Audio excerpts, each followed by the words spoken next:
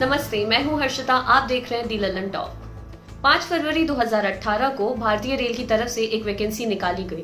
Railway की भाषा में इसे CEN 1/2018 कहा जाता है।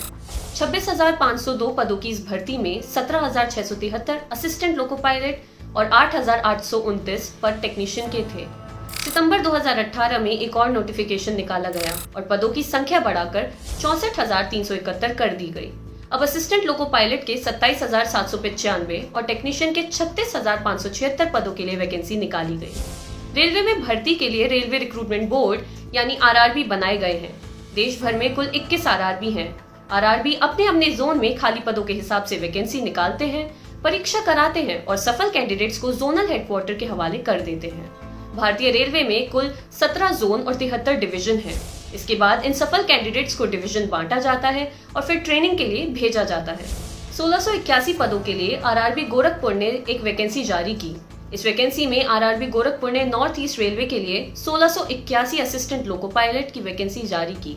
ये वैकेंसी पूरी भी हुई। 3 स्टेज के एग्जाम, मेडिकल और डॉक्यूमेंट वेरिफिकेशन के बाद सेलेक्टेड कैंडिडेट की लिस्ट भी जारी की गई।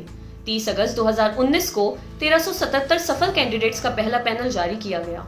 16 सितंबर 2019 को इनमें से 1099 कैंडिडेट को डिवीजन अलॉट किया गया। पैनल के बाकी 278 कैंडिडेट्स ने इसका विरोध करना शुरू कर दिया। उनका आरोप था कि जिन 1099 कैंडिडेट्स को डिवीजन अलॉट हुआ है, उनमें से 300 कैंडिडेट के नंबर काफी कम हैं, जबकि ज्यादा नंबर वाले कैंडिडेट का नाम लिस्ट में नहीं आया। विरोध कर रहे कैंडिडेट खाली पदों के आधार पर मेरिट बनाने की मांग करने लगे। इसके बाद 30 सितंबर 2019 को 278 कैंडिडेट को भी डिवीजन अलॉट कर दिया गया।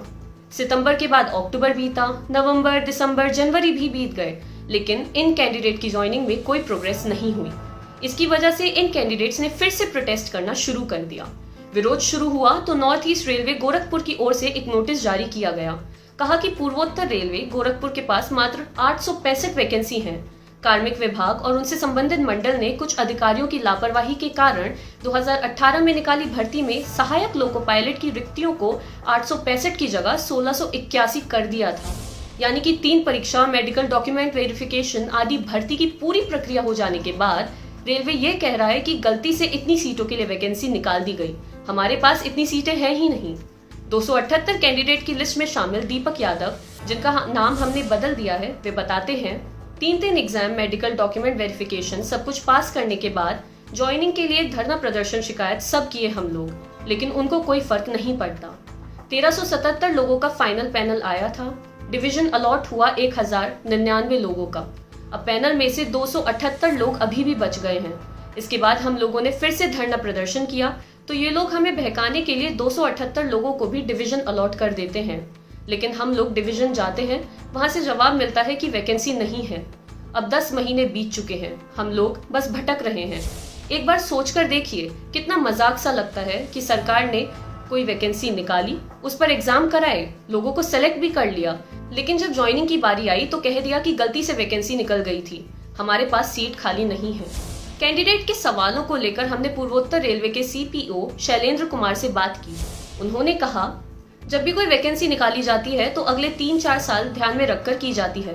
जैसे हमने ड्राइवर की वैकेंसी निकाली तो इस पूरे प्रोसेस में कम से कम 1 साल लगेगा और ये प्रोसेस आप बार बार नहीं कर सकते। तो हमने वैकेंसी 2021 तक के लिए ली हुई थी। जब वैकेंसी 2021 तक के लिए है तो सबको 2020 में ही नौकरी तो नहीं दे सकते।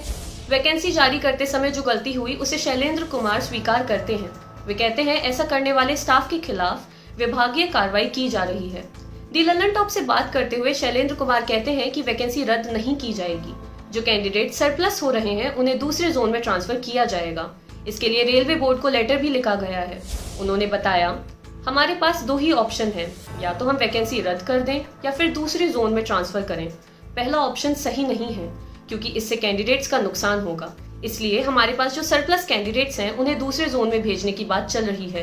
कुल मिलाकर हमारे पास 900 पोस्ट हैं और 700 कैंडिडेट सरप्लस हैं जिन्हें हम दूसरे बोर्ड में भेजेंगे। ये बात हम कैंडिडेट को भी बता चुके हैं, उन्हें वो लेटर भी दे चुके हैं जो हमने रेलवे बोर्ड को भेजा है। कैंडिडेट्स का एक बड़ा आरोप ये भी है कि एक ही कैटेगरी होने के बावजूद कम नंबर वाले कैंडिडेट्स को ज्वाइनिंग पर भेज दिया गया, लेकिन ज्यादा नंबर वाले अभी भी इंतजार ही कर रहे हैं। ऐसा क्यों किया गया? इसके जवाब में शैलेंद्र कुमार कहते हैं, रिजर्व कैटेगरी के जो बच्चे मेरिट में आते हैं उन्हें जनरल में ट्रीट किया जाता है। ये नियम है, लेकिन जिसके नंबर अच्छे नहीं हैं वो अपनी कैटेगरी की लिस्ट में ही रह जाते हैं। अब अगर हम ट्रेनिंग के लिए 100 कैंडिडेट्स को भेजेंगे तो सब एक ही कैटेगरी के लोगों को तो नहीं भेज सकते। तो रिजर्वेशन का अनुपात है, हम उसी हिसाब से भेजेंगे। जैसे किसी ओबीसी कैटेगरी के कैंडिडेट का नंबर ज्यादा है लेकिन वो 60वें नंबर पर है तो 50 जनरल चले जाएंगे लेकिन वो रह जाएगा। इसी तरह ओबीसी कैटेगरी जो टॉप पर होगा वो चला जाएगा। अब इस चीज को तो कोर्ट और पार्लियामेंट दूर कर सकते हैं। हम इसमें क्या कर सकते हैं? कैंडिडेट्स अफवाह पर ध्यान ना दें, ज्वाइनिंग सबको मिलेगी, थोड़ा धैर्य रखें। किसी भी वैकेंसी के लिए कैंडिडेट सालों साल मेहनत करते हैं। वैकेंसी आती भी कई साल में एक बार है। ऐसे में जब सारी प्रक्रिया पूरी हो जाए और उसके बाद ये पता चले कि वैकेंसी तो है ही नहीं या फिर सीटें गलती से बढ़ा दी गई हैं, तो यह एक क्रूर मजाक से ज्यादा और कुछ नहीं लगता। यदि आप ये वीडियो फेसबुक पर देख रहे हैं तो हमारे पेज को लाइक करें और यूट्यूब पर देख रहे हैं तो हमारे चैनल को सब्सक्राइब करें। देखते रहिए दी ललन टॉक।